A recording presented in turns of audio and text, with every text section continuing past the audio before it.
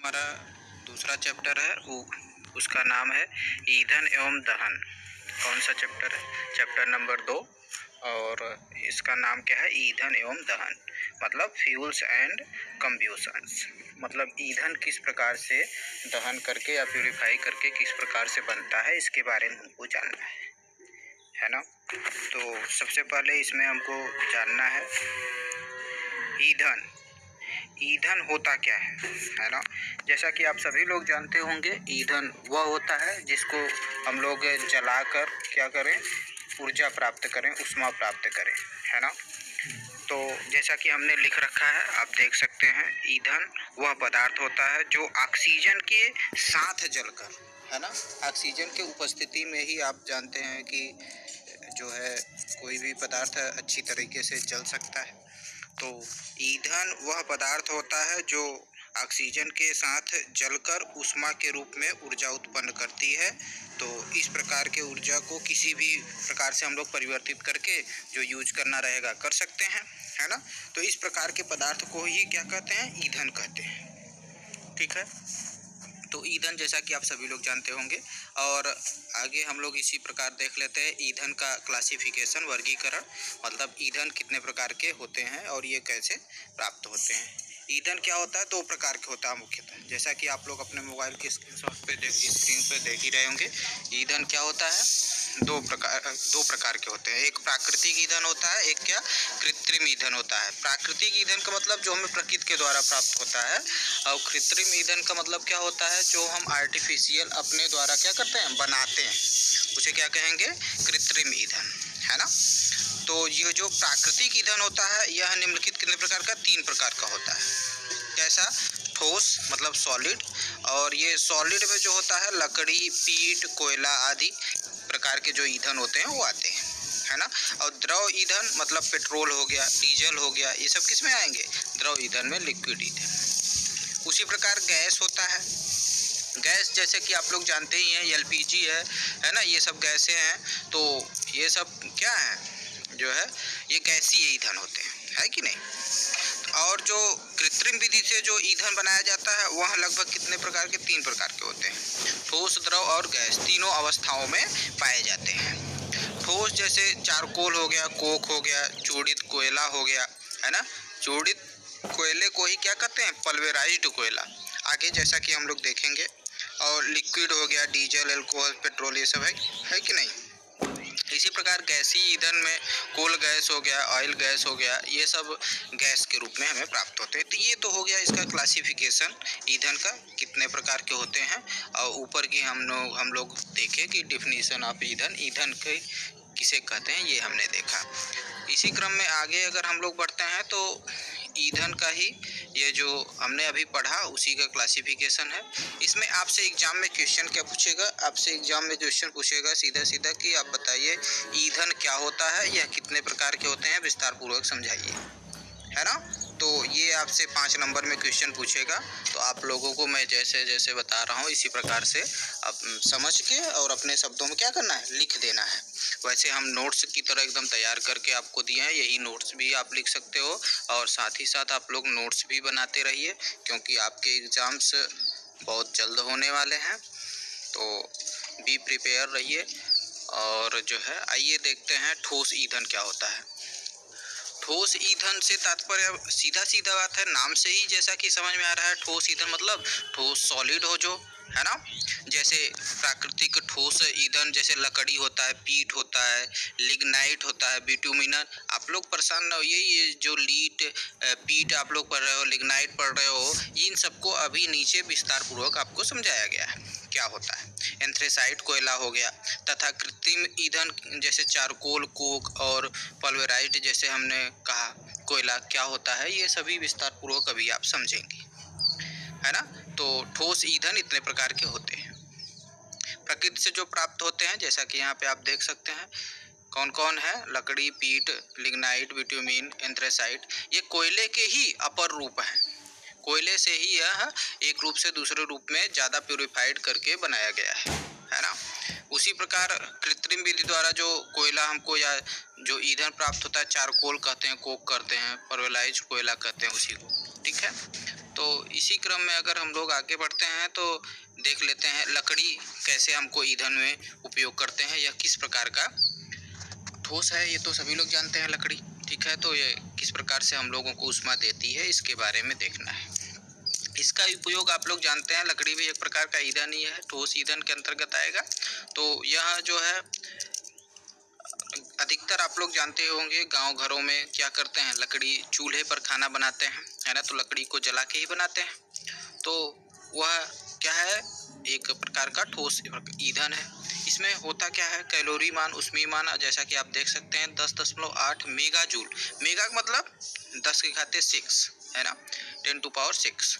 तो 10.8 mega joule प्रति kilogram. 1 kilogram लकड़ी में कितना हमको जूल ऊर्जा प्राप्त होती है, 10.8 मेगा जूल, ठीक है।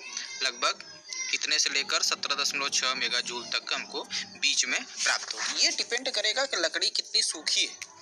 अगर लकड़ी अच्छी खासी सूखी रहेगी तो ज़्यादा से ज़्यादा आपको कैलोरी मान मिलेगा, जूल ऊर्जा मिलेगी।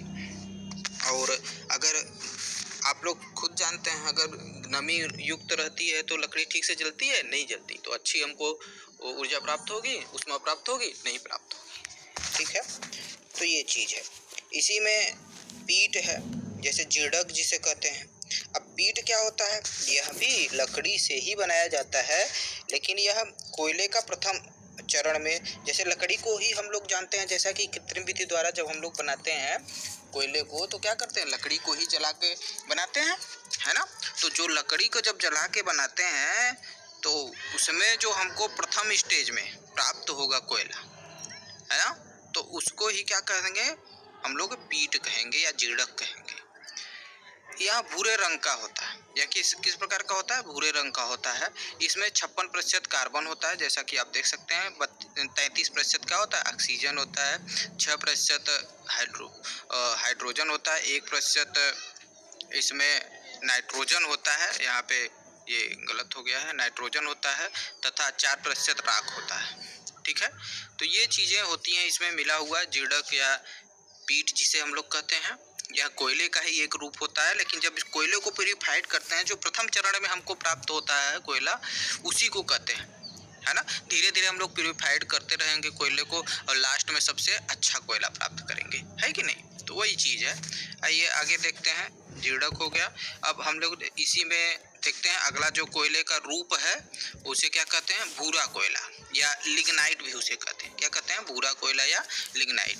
यह कोयले को परिवर्तित करने की द्वितीय स्थिति है। मतलब जब हम लोग कोयला प्राप्त करते हैं तो प्यूरिफाइड करते हैं, तो जो उसका सेकेंड स्टेज में हमको कोयला प्राप्त होता है, उसी को क्या कहते हैं, भूरा कोयला या लिग्नाइट। यह कोयले को परिवर्तित करने की द्वितीय स्थिति है। यह किस प्रकार का होता है, ब्राउन प्रकार का, मतलब भूरा रंग का होता है। जो कोयला हमको प्राप्त होगा वो किस कलर का होगा, भूरा कलर का होगा। इसका ऊष्मीयमान कितना होता है, 21.25 जूल प्रति किलोग्राम इससे प्राप्त होगा, है कि नहीं। तो ये चीज़ें हैं। इसी में अगर हम लोग चौथा देखते हैं तो बिटुमिनस कोयला है। यह कोयले की प्रमुख स्थिति है, मतलब यह अच्छी खासी स्थिति होती है। इससे जो है अच्छा खासा हमको प्राप्त होगा। इसमें नमी केवल 4 से 6% तक रह जाती है ना। तो अच्छा खासा कोयला इससे प्राप्त होगा। इसमें 75 से 90% तक कार्बन होता है। आपको मैं एक चीज़ बता दूं, कोयला तभी अच्छा माना जाएगा जिसमें कार्बन की मात्रा क्या हो, बहुत अधिक हो। जिसमें कार्बन की मात्रा अधिक होगी वह कोयला क्या होगा, बहुत अच्छा होगा, है ना। तो बिटुमिनस कोयला है। इसी प्रकार अगला है एंथ्रेसाइट कोयला। यह लकड़ी के द्वारा कोयले बनाने पर अंतिम रूप में जो हमको प्राप्त होता है। इसका मतलब सबसे अच्छा कोयला कौन होगा, एंथ्रेसाइट कोयला होगा। जो अंतिम रूप से हमको प्राप्त होता है उस कोयले को ही क्या कहते हैं, एंथ्रेसाइट कोयला। और यह सबसे बढ़िया होता है। क्यों बढ़िया होता है, इसमें 90% तक उच्चतम कार्बन पाया जाता है। हमने आपको बताया ना कि सबसे ज़्यादा कार्बन जिसमें पाया जाएगा वही सबसे अच्छा कोयला होगा। तो आप देख रहे हैं एंथ्रेसाइट कोयला में क्या होता है, 90% तक लगभग कार्बन पाया जाता है। तो यह जो है सबसे ज़्यादा ऊष्मा आपको देगा। और इसका कलर कैसा होता है, काला चमकीला कलर का होगा, पूरा ही टाइप का रहता है। कैसा होगा, चमकीला चमकीला होगा। तो यह एंथ्रेसाइट कोयला सबसे अच्छा कोयला होगा, ठीक है। अब बात कर लेते हैं, ये तो हमको जो आर्टिफिशियल द्वारा जो हमें ज़मीन से प्राप्त होती है उसके द्वारा बनाने पर कोयला ये मिलता है ना। अब हम लोग जो कृत्रिम विधि द्वारा आर्टिफिशियल द्वारा बनाते हैं उसके बारे में देखते हैं। यह कोयला हमको जमीन से प्राप्त होता है, इसको हम लोग प्यूरिफाइड करते हैं तो प्रथम stage, second stage, third stage इस प्रकार से हमको प्राप्त होता है ना। तो इसी प्रकार हम लोग देखते हैं कृत्रिम विधि द्वारा किस प्रकार से कोयले को बनाते हैं और कौन कौन से कोयला कृत्रिम विधि द्वारा प्राप्त होता है। जैसा कि ऊपर आपको बता दिया गया था कि कृत्रिम विधि द्वारा हम लोग कोयला प्राप्त कर सकते हैं, उसके नाम भी आपको दिए गए थे, है ना। तो उसी में पहला है लकड़ी कोयला। लकड़ी कोयला कैसे प्राप्त करेंगे? यह 280 डिग्री सेंटीग्रेड पे, कितने 280 डिग्री सेंटीग्रेड ताप पर वायु की अनुपस्थिति में, एयर नहीं उपलब्ध होना चाहिए, है ना। वायु की अनुपस्थिति में मतलब निर्वात में इसमें लगभग इसे बनाया जाता है ना। जो लकड़ी का कोयला होता है इसको 280 डिग्री सेंटीग्रेड ताप पर क्या करते हैं, वायु की अनुपस्थिति में इसको बनाया जाता है ना। इस प्रकार से जो लकड़ी का कोयले द्वारा कोयला हमको प्राप्त होता है इसमें 80 से 90% तक कार्बन पाया जाता है, मतलब बड़ा अच्छा होता है कि नहीं। अच्छा, इसी में कोक है एक अगला, जो हमको लकड़ी द्वारा जो हम लोग कृत्रिम विधि द्वारा बनाते हैं, वो अगला हमारा जो टाइप्स है कोयले का वो क्या है, कोक है। इसको बिटुमीन कोयला भी कहते हैं। क्या कहते हैं इसको? बिटुमीन भी कोयला कहते हैं, कोक को ही क्या कहते हैं, बिटुमीन कोयला भी कहते हैं। एक बंद कक्ष में, है ना, पूरा क्लोज्ड सर्कल होना चाहिए, वायु की अनुपस्थिति में 15 से 18 घंटे तक लगातार इसको 500 से 700 डिग्री सेंटीग्रेड पर रखकर इसको बनाया जाता है। किसको? कोक, है ना। इसमें 27.30 मेगा जूल प्रति किलोग्राम तक ऊर्जा हमको प्राप्त होती है कि नहीं। तो इसमें भी अच्छा खासा है, बढ़िया है ना। तो इसी क्रम में अगर हम लोग आगे देखते हैं तो ब्रिकेट कोयला है। अगला क्या है? ब्रिकेट कोयला। यह कोयले की मजबूत पिंड ईंधन में परिवर्तन करने से प्राप्त होता है। जो कोयला हमको प्राप्त होता है उसको जो है हम लोग मतलब कि कई घंटों तक दबा के रखते हैं, है ना। बहुत वजनदार से इसको क्या करते हैं, दबा के रखते हैं, तो जो हमको कोयला प्राप्त होता है बहुत समय के बाद उसे ब्रिकेट कोयला कहते हैं। ब्रिकेट कोयला की दक्षता भी बहुत अच्छी होती है। अब बात कर लेते हैं चौथा, पल्वेराइज्ड कोयला है। जैसा कि हमने आपको ऊपर ही बताया, तो पल्वेराइज्ड कोयला जो कोयला होता है, ब्रिकेट्स कोयला, इसी को हम लोग जब कोल मिल्स में, है ना, कोल मिल में क्या करेंगे, उसे छोटे छोटे टुकड़ों में पीस देते हैं। जब छोटे छोटे टुकड़ों में इसे पीस देंगे तो जो कोयला मिलता है उसी को पल्वेराइज्ड कोयला कहते हैं। इसकी इफिशियंसी बहुत अच्छा होगी। क्यों अच्छा होगी? क्योंकि जब छोटे छोटे टुकड़ों में ये पिसा जाएगा तो अच्छी तरीके से चलेगा। जब अच्छी तरीके से चलेगा तो अच्छा उष्मा देगा, और अच्छा उष्मा देगा तो अच्छी बात है, मतलब अच्छा है कि नहीं। तो इसकी भी इफिशियंसी क्या होती है, बहुत अच्छी होती है। अब हम लोग देख लेते हैं कोयले की संरचना, मतलब कोयले की क्या क्या स्थिति होती है इसके बारे में देखना है। तो जो हमको कोयला प्राप्त होता है ना, उसका आप देख सकते हैं कि अवयव प्रतिशत, मतलब नमी उसमें 3 से 30% तक हो तो ठीक है, और उसका वाष्पशील पदार्थ 3 से 50% तक होना चाहिए। राख हमको 2 से 30% बचे तो ठीक है ना। निश्चित स्थिति कार्बन, कार्बन उससे जो है फिक्स्ड कार्बन, उसमें 156, ये गलत लिखा गया है, 15 से 29 होना चाहिए, है ना। किताब में ही गड़बड़ दिया है, 15 से 29% तक होना चाहिए। तो आप लोग इसको देख सकते हैं, है ना।